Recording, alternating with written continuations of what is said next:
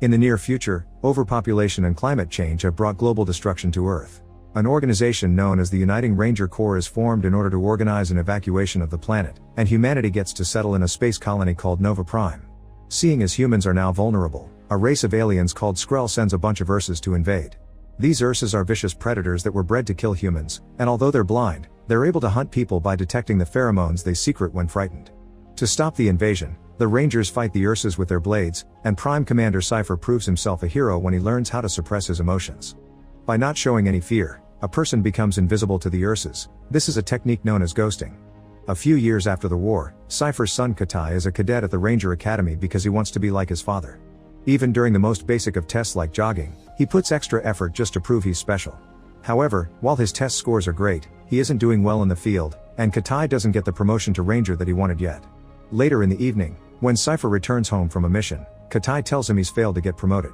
Instead of showing comfort toward his son, Sci-fi stays cold as usual and comments Katai must have not been ready, because the commander knows what he's doing. Sci-fi always acts cold toward his family, as if he didn't know how to turn off the soldier mode, even demanding Katai to always call him sir and yelling orders at him at the table. After dinner, Sci-fi brings his wife Faya a gift he got from the mission and tells her that he'll be leaving the next day for Ifido to train cadets. However, after that mission is over, he intends to retire and work with her in the admin department. Faya is glad to hear that and points out he needs to spend more time with Katai, chat with him and be less distant. Katai needs a father, not a commanding officer. She thinks Katai has lots of insecurities because he blames himself for the death of his sister Senshi and tries to connect with her by reading her favorite book, Moby Dick. With this in mind, Sci-fi approaches Katai and tells him he'll come to Ifido with him. Sometime later, the crew gets ready to leave, and Katai notices a ranger with an amputated leg approaching his father to express his gratitude for saving him during the war with the Ursas. Sci-fi thinks it's not necessary, but the ranger still asks his friends to help him stand up to salute properly as a sign of respect for humanity's hero. Once the trip begins, Katai tries to connect with his father and tells him he's reading Moby Dick, but Sci-fi isn't much of a talker and keeps his answers short and cold. Then he tells Katai that he should sleep for the rest of the journey. Katai pretends to obey, but once Sci-fi is asleep, he leaves his seat to explore the ship. He finds a mysterious area with warning signs, but he enters anyway, and the guarding rangers immediately scold him for it.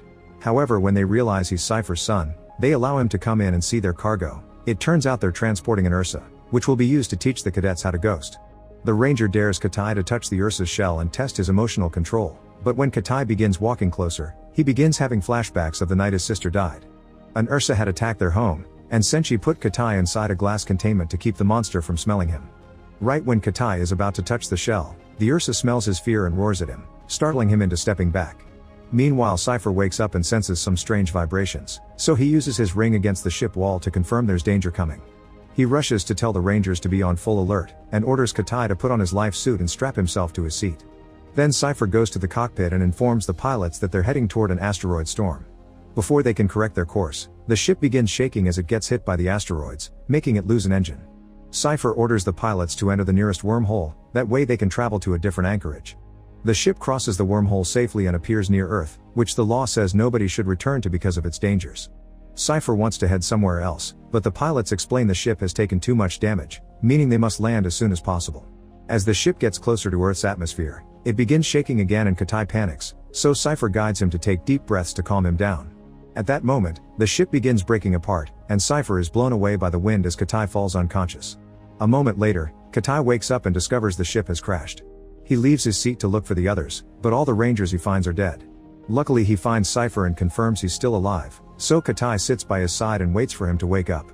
When Sci-fi gains consciousness, Katai explains to him that the ship's tail is gone, meaning the Ursa is gone as well. Sci-fi guides Katai to the cockpit to find the emergency beacon, but when he tries to use it he discovers it's broken. Afterwards, Katai puts Sci-fi on a stretcher and takes him to the ship's main computer, where Sci-fi checks the inventory and confirms there's another beacon in the ship's tail. Since both his legs are hurt, Sci-fi gives Katai the mission to find the tail, which the scanner says it's about 100 kilometers away. Then Sci-fi gives Katai his blade plus 6 vials of air filtration inhalers that will help him breathe in Earth's hostile environment. He also informs him that the life suit and the backpack have cameras, so Sci-fi will see everything Katai sees. The boy needs to be really careful because everything on Earth has evolved to kill humans, which makes Katai remember how he had to watch his sister being killed by an Ursa. Katai asks Sci-fi about the Ursa that they were carrying, and Sci-fi thinks it must have died in the crash, but it's safer to assume it's still out there. After taking one of the inhalers, Katai leaves the ship and gets very nervous because he can see all the bodies around. To calm him down, Sci-fi makes him take the knee and reminds him to concentrate on the moment to overcome his fears. Then Katai begins his journey, which allows him to meet lots of animals he's never seen in his life. When he's climbing a cliff, he's startled by a spider on his hand, and when he reaches the top, he sees birds flying through the sky and cattle grazing on the plains. It's a stunning view, especially for someone that always lived in space. At that moment, Sci-fi releases a bunch of probes to find the Ursa, and he reminds Katai that the temperature heavily drops at night. To survive, he must find one of the many hot spots before it gets dark. Then Sci-fi scans his own injuries and confirms his leg bones are broken, making him consider taking some medicine to fight the pain. However, the label warns him that the shot could make him drowsy and impair his vision, and this makes Sci-fi think of the time his daughter called him during the war. Senshi had found an original copy of Moby Dick, which was a big deal because real books weren't around anymore. Sci-fi had acted very coldly toward her enthusiasm, and now he's starting to regret it, so he decides not to take the medicine. Moments later, Katai notices his suit has turned black. Sci-fi explains it's equipped with motion sensors, and the color black means there's a life form coming for him. Suddenly, a large baboon emerges from the woods, and Sci-fi advises Katai to stay still. However, Katai prefers tossing a rock at it to try to scare it away. This causes a whole group of baboons to come out and begin throwing rocks at Katai. The boy begins running as fast as possible, and Sci-fi guides him toward the nearest river to keep the baboons from following him. Katai quickly crosses the river, but even if the baboons aren't following him anymore, he keeps running with his blade out because he's too nervous and scared. Sci-fi has to yell at him to make him stop and take the knee so he'll calm down. At that moment, Sci-fi notices there are toxins in Katai's bloodstream and asks his son to check his body. Katai discovers he has a leech on his hand and immediately takes it off, but the toxin is still in his system. Sci-fi gives him instructions to inject the antidote, but since he's starting not to feel his hands anymore, Katai has to drop his body on the needle to make it stick and falls unconscious. A few hours later, Sci-fi notices the temperature is going down and forces Katai to wake up to find a hotspot, which is 10 kilometers away. Katai begins running as fast as he can, and while Sci-fi watches his son, he hears the computer inform him he needs an arterial shunt to treat his leg. Once again, Sci-fi refuses to take the medicine and goes through the procedure while enduring the pain. As he works, he thinks about Senshi's 19th birthday celebration, which he had to watch through a screen because he was on a mission. Senshi asked him to blow out the candles on her cake, and Sci-fi only accepted after lots of begging. The candles went out because younger Katai blew them for him. When Katai finally reaches the hotspot, he checks his equipment and discovers 2 inhalers are broken, but he lies to his dad and says he's got them all. Sci-fi sees a reaction on the screen that may indicate lying, but doesn't say more. Katai takes a vial and hides under a tree while it begins to rain, so he uses the chance to ask his dad how he managed to ghost during the war. Sci-fi tells him an Ursa once stabbed him in his shoulder with its pincer and during the struggle, they fell into the river. The Ursa tried to drown him, but when Sci-fi accepted his death, the pincer came out because the Ursa couldn't find him anymore. Sci-fi had understood that fear wasn't real even if anger exists, it's only a thing in people's thoughts about the future. The next morning, Sci-fi sends Katai to the waterfall because the probes have found some interesting readings. On his way there, Katai sees a pile of dead monkeys, proof of a greater danger. Once Katai makes it to the falls, Sci-fi makes him check his inventory, and Katai tries to lie about the inhalers again. Sci-fi calls out his lie and makes some calculations that indicate Katai won't be able to finish the mission without the inhalers, thus he orders him to abort the mission. Katai begins thinking about how he had to watch Senshi die and refuses to do that with his dad, so he tells Sci-fi he won't be a coward again.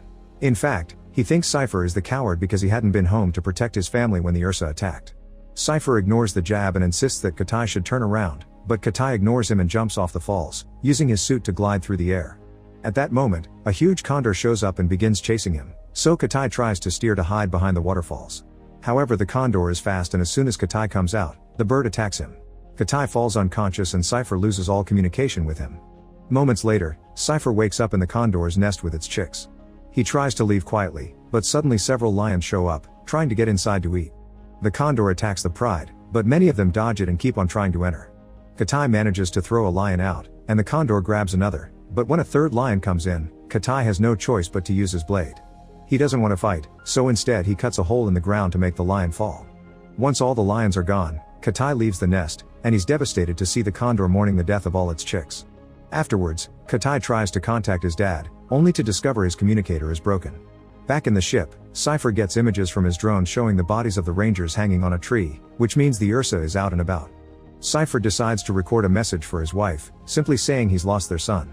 Meanwhile, Katai keeps traveling through the forest and hides inside a cave to avoid the night cold. Inside he finds drawings left by the caveman and many dangerous serpents that he avoids just in time. He makes some calculations about the distance he has left in his inventory. The chances aren't good, but he needs to try anyway. The next morning, Katai leaves the cave and notices the condor is following him. Thinking it wants to attack, Katai begins running away and soon he needs to use his last inhaler. Afterwards, Katai builds a small raft to sail down the river. When he takes a nap to rest, he dreams of Senshi appearing next to him, and he tries telling her that on the day of her death, he almost left the containment to help her. Senshi doesn't believe him but she doesn't mind, because she thinks he did the right thing by saving himself. She also thinks Sci-fi is mad at himself for what happened. Then Katai tries to recite Moby Dick to prove he's been reading it, but Senshi yells at him to wake up. Katai opens his eyes and discovers the raft has reached land. The temperature's starting to drop so Katai rushes to find a hot spot, but he isn't fast enough and falls unconscious on the ground as the plants surrounding him freeze. Katai thinks he'll die, but when he wakes up in the morning, he discovers something on top of him that kept him warm. It turns out it's the condor, who died to save him as thanks for fighting for its chicks. After thanking the creature, Katai continues his journey. It's getting hard to breathe, but finding a piece of the ship on the ground inspires him to keep going. Moments later, Katai finally finds the ship's tail, and he immediately puts his hands on more inhalers and a new blade. Then he investigates the area and finds the Ursa shell is open, confirming the monster left. Back on the ship, Sci-fi is dreaming about little Katai handing him his own blade. He's suddenly woken up by Katai's voice because he's found a communicator and the beacon in the ship's tail. Sci-fi tries to talk to him, but Katai can't hear him because he's in the black zone. Katai doesn't know this and tries to use the beacon anyway, but it doesn't work. Frustrated and desperate, Katai begins throwing a tantrum, but soon he remembers his father's advice and takes the knee to calm himself down. Katai realizes that there's an interference in the area and that climbing the neighboring volcano should allow him to activate the beacon without obstructions. On his way to the volcano, Katai finds the body of a ranger, with the Ursa left there to scare him and trigger his pheromones. Katai tries his best to ignore it and keeps going until he reaches the base of the volcano, where he tries to launch the beacon again and fails. Sci-fi notices the Ursa on the scanner and hopes his son acts fast before he's found. Then Katai enters a cave to try to find a way to the top of the volcano. Inside he finds the Ursa waiting for him, and the monster immediately attacks, only to get trapped under a pile of rocks in the process.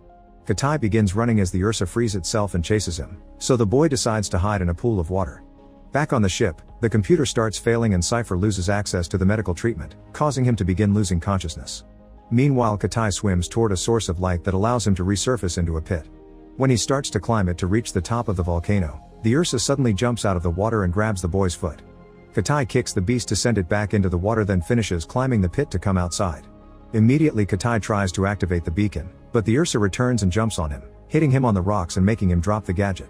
As Katai wiggles on the ground in pain, he remembers the day Senshi protected him and all the advice Sci-fi has given him, allowing Katai to finally concentrate and overcome his fear, achieving ghosting.